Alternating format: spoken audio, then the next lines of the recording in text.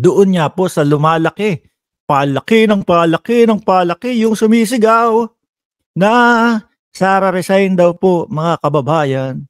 Eh siguro talagang ang nakikita ng taong bayan ngayon eh walang nangyayari sa Department of Education.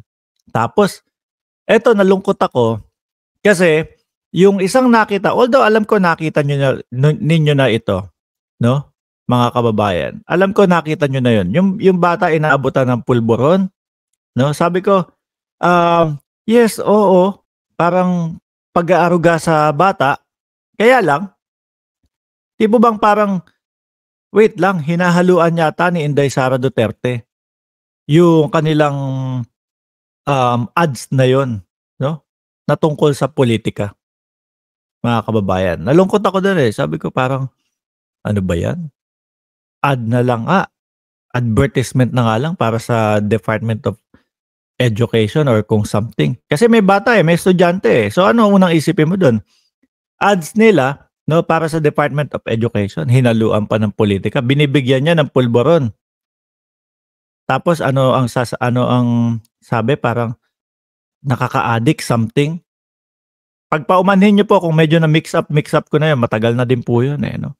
So ngayon tapos ang nagiging panawagan ng parami po, mga bossing, eh mag-resign daw po sa Department of Education. Si Inday Sara Duterte. Ayan, si Reaction TV, medyo ginagana na po mga kababayan. Dapat palitan na siyang sa DepEd. Boss, mag-content ka nga mamaya, no? Mag-live ka nga mamaya para maramdaman ng 1,300 viewers natin. Ayan ang i-content mo.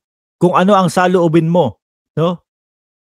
Kung ano ang panawagan mo na mag-resign si Inday Sara Duterte. Sabi nga po nung ibang kongresista, eh hindi mo kaya yan.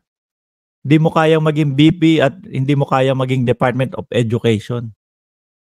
Di po ba? Ganyan. Pati po kayo dyan. 1,325 viewers. Sabihin na natin 1,320 viewers lang. Kasi 5 dyan yung mga basher. No? Nagiging panawagan na din po mga kababayan. At eto nga, no? Sabihin nyo ng makulit at makulit ako. Eh yung karamihan po ang isinisigaw na gustong ipalit si Nanay Leni Robredo. Mga kababayan, siguro simula po nung nakita ko at naramdaman ko na ito pong mga kakampings, eh unti-unti nilang binibigay yung kanilang respeto, unti-unti nilang kumbaga tinatanggap na ang ating Pangulo is talaga namang karapat-dapat doon sa kanyang posisyon, eh hindi ko na sila tinatawag na pinklawan, hindi ko na sila tinatawag na dilawan, no? Kasi yun yung pang-insulto natin sa kanila dati nung panahon ng eleksyon eh. No? Pero bakit mo iinsultuhin pa yung mga tao kung sila naman po ay rumerespeto na? No? Kung sila po ay rumerespeto na sa ating Pangulo, eh ibalik natin yung respeto sa kanila. Mas natutuwa pa po ako sa kanila mga kababayan. Kesa po yung naturingan natin na mga kakampi talaga natin dati, nung panahon ng eleksyon. Eh sila po yung, kumbaga, babanat sa Pangulo. Bakit? Kasi ramdam mo na gusto lang nilang agawin yung power. Gusto nilang makaupo agad-agad eh. Bakit? Eh ang pakiramdam ko po dyan mga kababayan, dahil nga po natatakot sila na unti-unti lalong masiwalat lahat. No? Ayan, napaumpisahan na ng West Philippine Sea. No, napaumpisahan ng Gentleman's Agreement. Siguro malalim pa yan. No? Nung 3 linggo makalipas, ang usapan lang nanggagalaiti ang mamamayang Pilipino dahil dahil tubig at pagkain lang inagrihan ni Duterte. Itinuloy niya. Bilang isang matapang na presidente, bilang isang talagang mahal mo yung bayan mo, doon pa lang pag narinig mo, may ganitong agreement ang China, tubig at pagkain lang, hindi pwede ipagawa yung BRP Sierra Madre. Puputok na agad sa ulo mo yun, papasok na agad saglit lang. Eh paano pag nasira yan? Anong gagawin namin dyan sa BRP Sierra Madre na yan? Eh syempre, sira, tatanggalin. Iisipin mo, kung yung mga materyales na panggawa ayaw ipapasok, Payagan kayang bumalik niya, ibalik? O magpalit ng barko diyan? Hindi. 'Di po ba? Kung talagang mahal ng dating pangulo ang ating bansa, mga kababayan, i-stop niya, "Oh, saglit, hindi ako pabor diyan. Pag-usapan natin 'yan. Ayusin natin 'yan." Ano? I-adjust natin 'yan. Gano'n. Ngayon po, kumbaga yung status ko nga, mga bossing, sige pirma na lang, wala tayong magagawa, eh. Baka digmain tayo agad-agad, eh. 'Di naman po gano'n 'yun, mga kababayan. Kaya ang pumapalag po ngayon, ang ating presidente, Bongbong Marcos. O 'yan. Sabi ni Reaction TV, kung qualified si Lenny, why not if makakatulong sa bayan? Ayan, masarap pakinggan 'to si Boss Jemar sa kanyang live. Boss Jemar, mamaya na ano?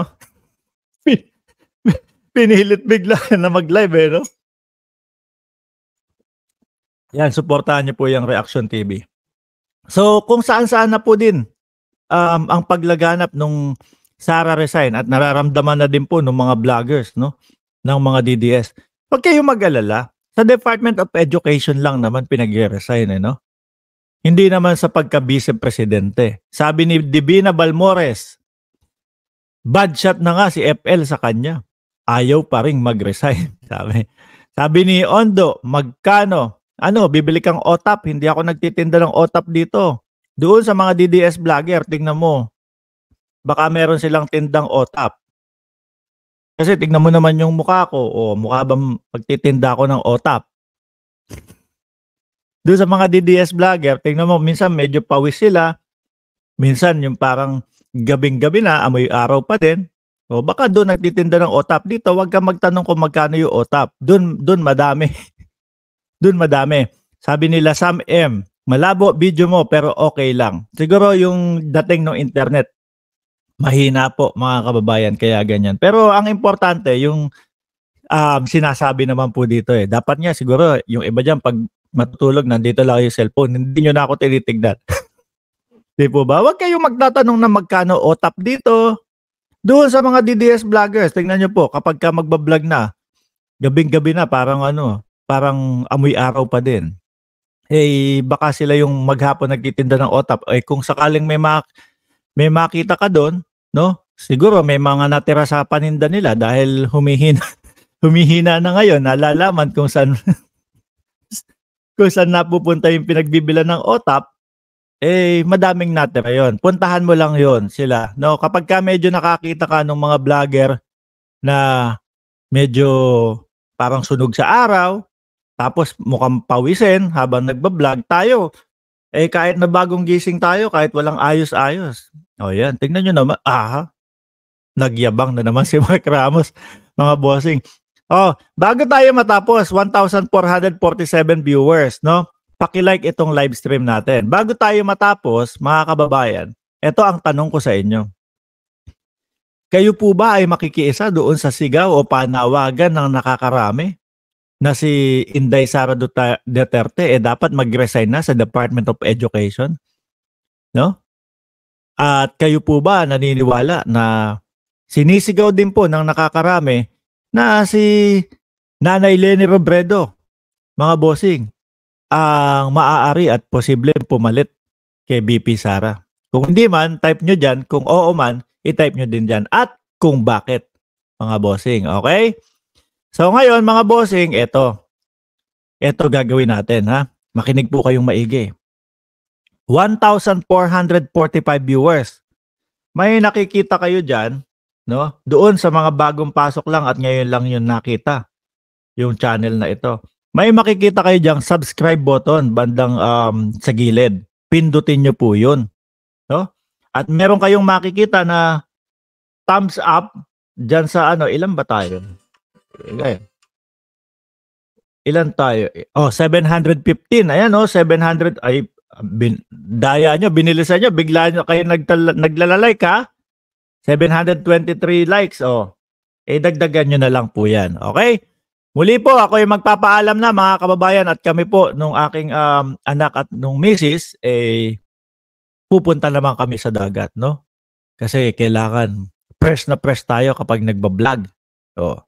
kailangan hindi tayo mukhang gabing-gabi na amoy araw pa din. Hindi tayo mapagbintangan na nagbibenta ng OTAP, mga bossing. Muli, ako'y magpapaalam na. Maraming salamat, 1,449 viewers, and paki-like, paki-share, and paki-subscribe ang channel na ito. Paalam.